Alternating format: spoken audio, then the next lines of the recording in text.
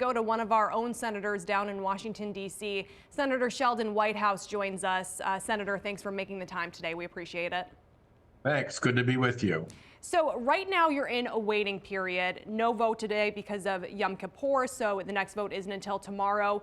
What are you doing during this time? Are you being productive about this? Are you reaching out to your Republican colleagues to try and find middle ground? Yeah, we're trying to find a way through this. And what we're hearing kind of under the surface is that a lot of Republicans don't want to see these affordable care benefits cut off. A lot of them go to red states. A lot of them go to their constituents. And in polls, Republicans say that they want these benefits to be extended. So to ask Republicans to do what Republican voters want them to do shouldn't really be that big of an ask. The other thing that's being discussed is moving forward on the defense appropriations and labor, health, and human services big appropriations bills. And if we can get those moving, that's another sign of good faith. But the Republicans seem stuck pretty hard on trying to make sure that Americans get their health care cut. And we're trying to work our way through that. Now, you said that you heard. Have you personally spoken to any Republicans? And if so, who have you reached out to try and resolve this? Doesn't help me if I start using names, but yes.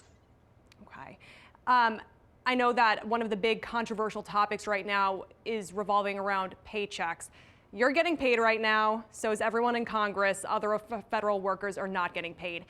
Is that fair? What do you think that looks like to the average American? It sucks, and it needs to stop as soon as possible.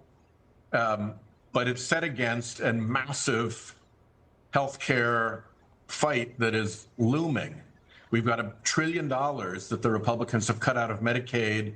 That starts after the election. We've got $500 billion that they cut out of Medicare. That starts next year.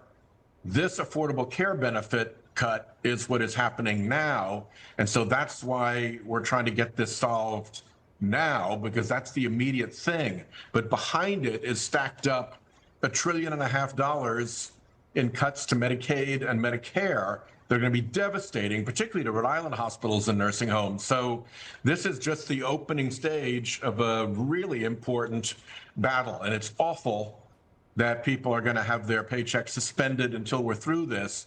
But I hope that puts pressure on both sides to get through this. Senator, will you accept your paycheck during the shutdown? It happens automatically, so there's nothing to be done about that. What I Some want to do is senators, get though, this have said ended. that they would set theirs aside. I don't know if that means donate it or do something else with it. Will you accept that money? I don't know what that means either. Everybody gets paid at the end of the day. So if I set it aside, it comes back later. The point here is that we have a massive healthcare crisis bearing down on us. This is a chance we have to head off the leading edge of that healthcare crisis. That involves, this is 20 million plus Americans, and the rest is everybody on Medicare and Medicaid. So these are really big issues that need to be resolved, and it's awful that regular federal employees have been thrown into the middle of it. Okay, so just to clarify, you have no plans to donate your paycheck or anything like that. It's just going to, I'm assuming. I haven't.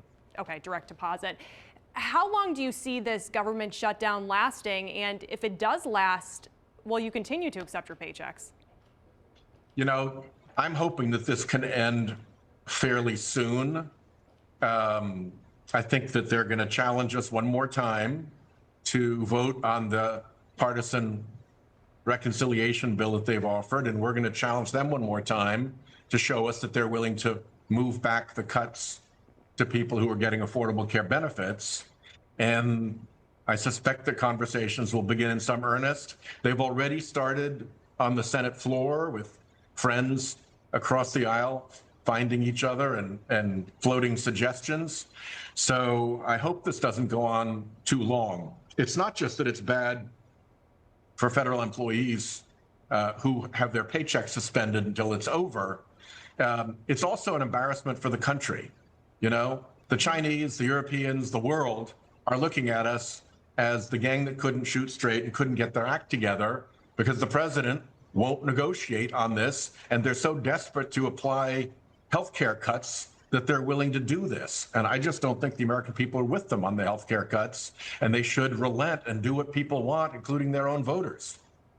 Obviously, some Americans are with them because some Americans are still supporting their Republicans in Congress, whether that be their senators or their representatives. But as far as what will happen next, quickly, can you just tell me, do you think that Republicans will be the one that ends up agreeing with you guys and sacrificing the health care cuts, or do you think Democrats will have to step back?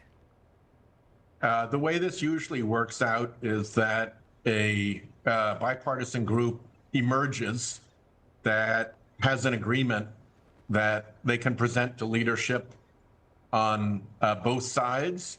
And if the deal works for both sides, that forms the nucleus of the deal that then goes forward. And that process is underway right now. Unfortunately, sometimes the Senate has to go through its worst days before it can find its best days.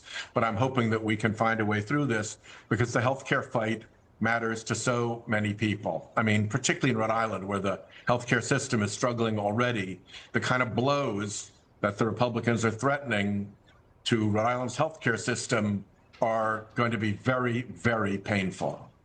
All right, Senator Whitehouse, thank you for joining us today. We appreciate it. Thank you.